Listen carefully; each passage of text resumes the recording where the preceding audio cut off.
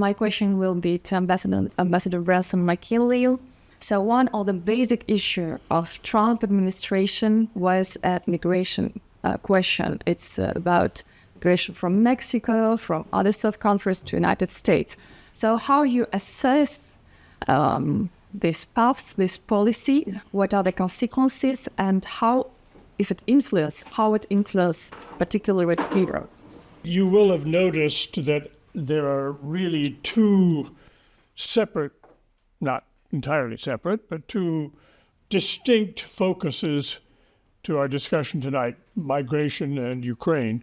And I think I'm going to concentrate on the broader migration dimension to try to help us understand what's happening to the issue, which I agree, as Katie said, is no longer just an economic or humanitarian issue, but has become a political, a diplomatic, a geopolitical issue. So I'm going to attempt to address some broader elements of migration and the changes that are taking place. I probably won't get a chance to make all my points, but I've brought some copies of the prepared remarks, and you can leave with them if you want the whole story. They're here. I think I've got enough for nearly everybody. Back to the question, Mr. Trump has essentially closed the borders, or is trying to do so, cracking down on illegal migration, pushing back against asylum abuse, going so far as to deport people that don't have any business being in the country, a hardline approach. At the same time, I assure you, Mr. Trump and his administration will continue to operate a migration program, but it will be a very different one from the last administration. It won't be an open borders program. It will be a selected migration program using the tools already available, the H-2 visas and the other things you know about, in order to bring into the United States those foreigners who have the skills and the qualifications that will benefit the U.S. economy. So Trump and company are going to try to put in place a managed migration system. Trump is not the only one doing it. He's a little bit ahead of the pack, I think. But if you look at Germany, if you look at Greece, if you look at Italy, if you look at Denmark, if you look at Poland, at Hungary, the governments there are fed up with illegal migration, what they consider to be excessive migration, and are looking for ways to slow it and push it back. Now, whether they'll succeed or not depends. It's a very complicated issue.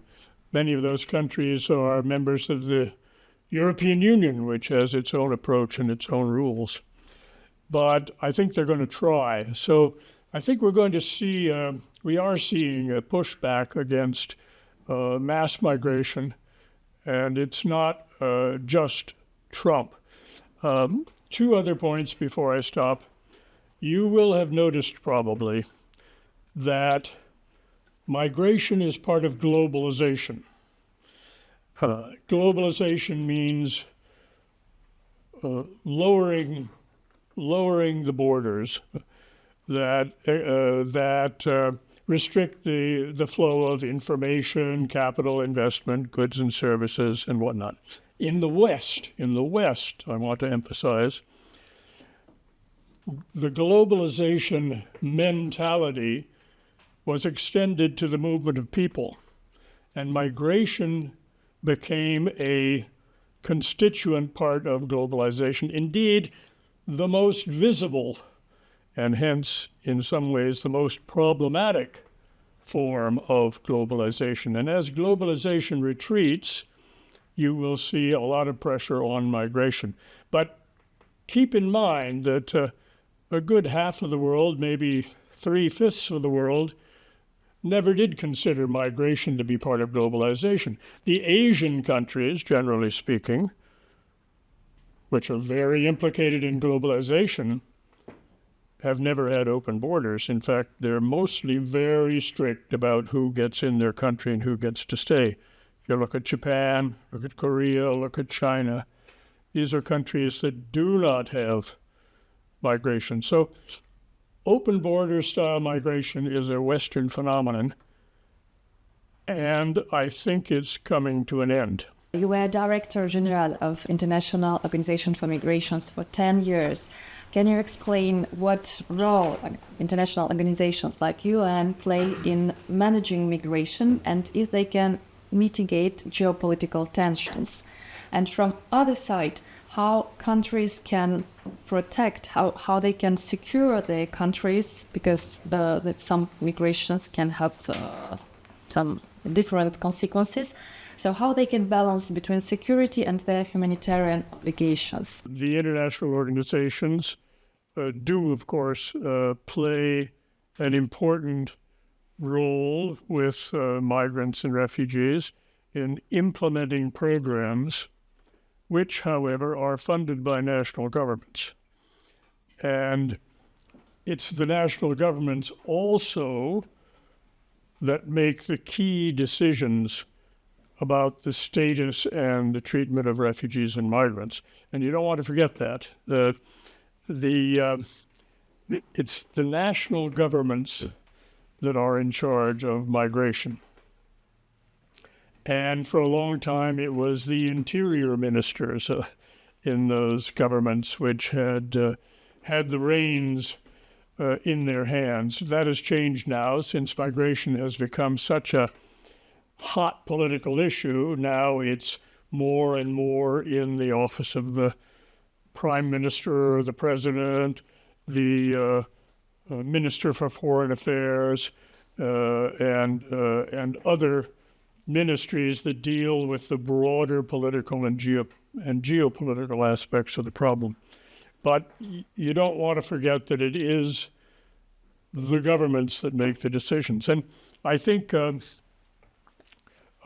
Kapustin has given us a very good example of that when he pointed out that the Ukrainians in the EU who have fled their country are mostly not refugees. That is, not people who would qualify under the terms of the convention. And this is certainly true. Instead, national governments have invented a kind of a special made-to-measure de facto procedure, the temporary protection status, to cover these people who are fleeing war. And this existed in the United States for a long, long time. And many people from the conflicts of Central America, for example, who came to the United States were under temporary protection. But this was something that was decided by the governments and legislated by the governments and implemented by the governments, and didn't have much to do with the international framework at all, though organizations like IOM would help out as contractors to the governments to take care of people if they could. But what we're faced with really, when you look at it clearly and perhaps even somewhat cynically, is a breakdown, or at least a serious gap in the international legal coverage of migrants and refugees, people who flee their home country. Very few, you should read the Refugee Convention sometime.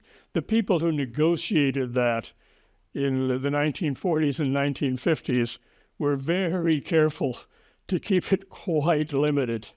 You have to have suffered persecution or have a well-founded fear of persecution for one of 5 reasons. And the Ukrainians, for example, don't qualify. They're not persecuted because of their ethnicity or their religion or their political views. They're just getting out of harm's way, and there is no convention to cover that. But those are the vast majority of people on the move. There's no convention that covers economic migration, even though economic migration is the biggest piece of the migration pie. Now, in some countries, there are rules and regulations. I mentioned before the Asian countries that have tightly controlled systems of migration. I'm not necessarily recommending those to Europe, but they do exist. Those systems exist. They're enforced. They're strict. But it is a well-managed system, and people continue to apply for it. There's nothing like that in the West. In the West, it's sort of come as you are, with or without an invitation. Do your best. Apply for asylum. That's not a bad way to go, because then you'll tie up the court system and the judges for years, and they'll probably give up on trying to deport you. Or marry a local. There are lots of ways to beat the system, but there's no convention. I'd like to suggest to you that it might not be a bad idea to try to write a migration convention and put in place a system to manage migration for the benefit of sending and receiving countries and the benefit of the migrations themselves. This is probably an impossible dream, but who knows? The old system, open borders and come as you are, is breaking down, and people don't like the globalized migration to the West anymore, and they're starting to vote against it.